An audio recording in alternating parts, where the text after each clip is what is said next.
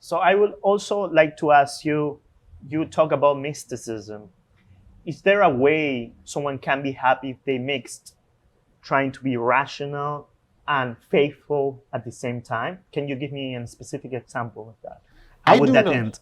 Yes, I do not know that this is possible. And Thomas Aquinas was one of the greatest philosophers of all time.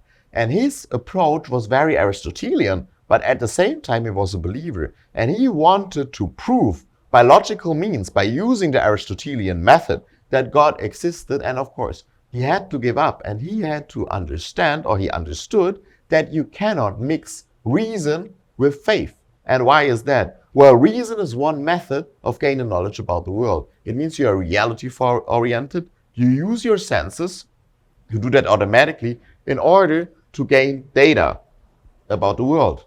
And then you use your mind in order to understand reality by integrating the material which is provided by your senses without any contradiction. So you're being reality-oriented. On the other hand, faith would mean that you get the data too, because again, it's an automatic process, but you do not follow that data. You do not use your mind to integrate it, but you say, well, I know by seeing, by touching, by smelling, by going by your senses that something is there. And you say, I don't like it because I would like to believe something else. You are going by your emotions. You are not going by reason. And here you have the clash. And the problem here is that a lot of people in today's society, they try to mix it. They say, well, for the most time, I try to be rational, but sometimes I'm also going by faith. Now, the irony and the problem here is that you are tempted to go by faith exactly in those moments in which you would need reason the most. It is always in those fields in which people don't want to see something that they go by emotions. An example would be as following. Let us say that you find some moles on your body and you are afraid that you might have cancer. Now, the rational person will go to the hospital because he will understand that there's a problem here, or there might be a problem. I better get a checkup and then I can get therapy.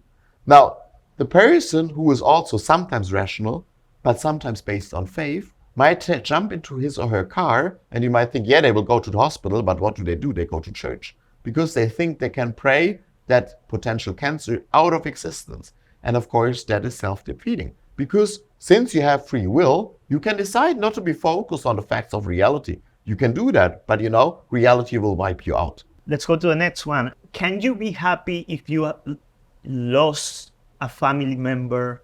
How can you be happy if you lost one great value in your life, right? Because Ayn Rand has this famous quote that says, life is not about suffering and die, but enjoy and live in it. Right. Can you give me an example, real example about this? Yes. So Rand differentiates two ideas of how to see the world, you could say. She calls them the benevolent universe premise and the malevolent universe premise. So she does not use any of those terms in her nonfiction, but she used it privately, and a lot of scholars of Rand use those terms. I use it too now, although Rand never used it in her secondary literature, in her nonfiction. Now the point here is those are the two extremes. The benevolent universe premise would mean that you can achieve values here on earth, you can become happy, and since you have free will, you can become the master of your own destiny. So it's a very optimistic outlook. On the other hand, we have the malevolent universe premise, which means it is not happiness, but suffering is the rule. We cannot gain any knowledge about the world. We cannot achieve any values. We are, in effect, determined by forces beyond our control. Now, the point is, this is a spectrum. Those are the two extremes. And most people, they are somewhere in between. They are not stable. They are moving here and there from time to time, And the point is, you need to change your overall value judgments, your overall view of life. And that takes a lot of time, but then you can move more towards the right direction, which of course is the benevolent universe premise. So if you hold that premise, which is the correct one out of the two, then if you lose a certain family member, you will feel pain. And rightly so, because you should not suppress your emotions. So you need to feel that pain and go through that process, which is very hurtful. But if you are based on the benevolent universe premise, you will know that overall, it is happiness and not pain or frustration which characterize your life. So you will have that, you will know that you have to go through that pain at the moment, but at the same time, you will know that in the long run, and happiness is a long-term project, you will be happy again, even if you lose someone who was very dear to you. And one more side note before we continue, just to talk about the benevolent universe premise again. You can in effect prove that it is true by introspection. Because if you just look back at your life and ask yourself the question, what was my life about? Was it mostly happiness and good times, and sometimes we had pain and suffering? Or B, was it mostly suffering and pain and frustration, and sometimes only there was a ray of light? Well, if it was the latter, most people would kill themselves and suicide rates would be much higher. So if you just look back at your life and you see that happiness is the rule, if you understand that, I think it also gives you the power to move on in times of despair, which unfortunately we all have to face from time to time. But it would not change your overall view of existence, of the universe, and of man. How do you apply rational principles to have a happy life? You, Martin. Well, I would first and foremost say those two cannot really be differentiated, because if you want to have a happy life, you need to be rational. So in a way, all the virtues I am talking about ultimately are derivatives of rationality. Rationality is the key virtue. It is the master virtue. And this follows from the observation that man is the rational animal. And in a way, all the other virtues I'm talking about, for instance, justice, what is it? It is rationality applied to how we deal with other people. Productiveness is rationality applied to your job, to your career. Pride, for instance, is rationality applied to your own character. So those are all applications of rationality. And if you lead a rational life, then you will become happy. So what about myself personally?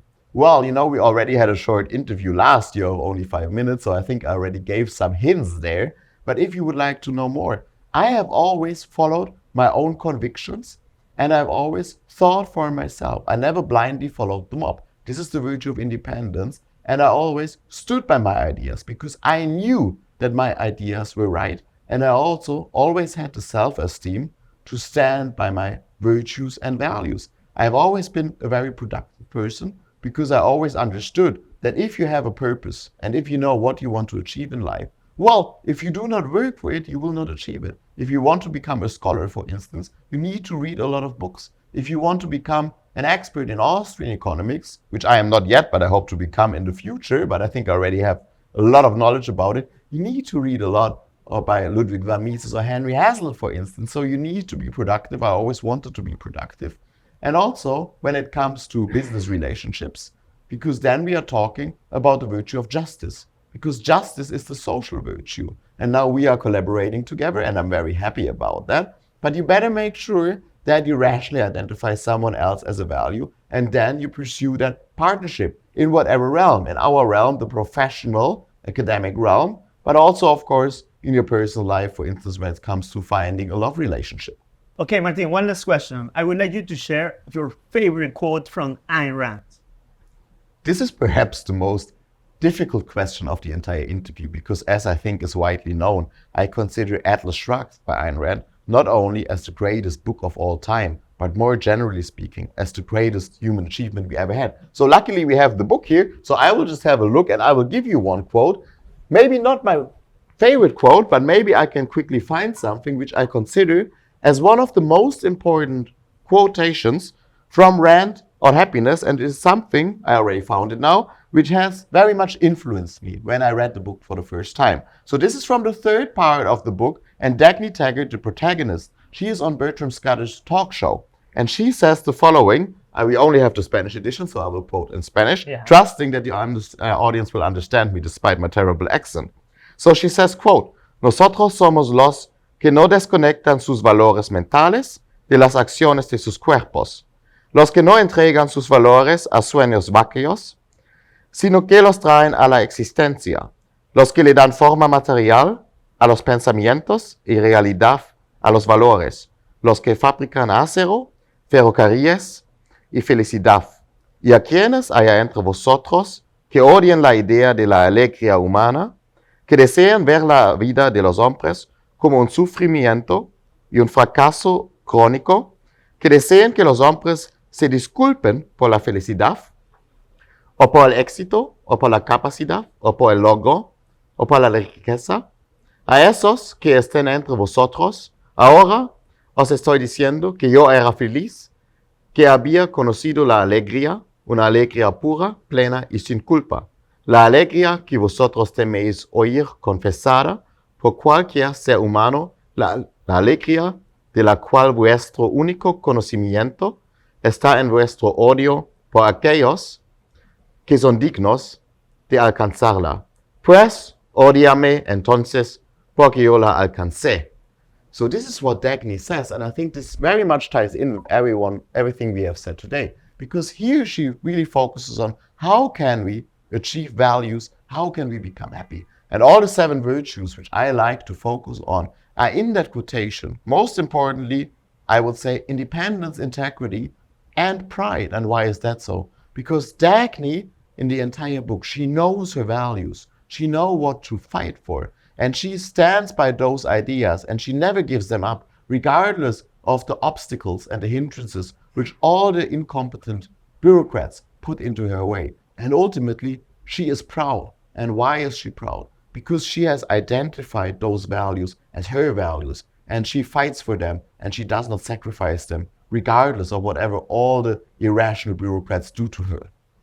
Very inspiring quote. Thank you so much, Martin, for being here. It was a pleasure, as always. Thanks. And thanks to everyone watching. See you next time.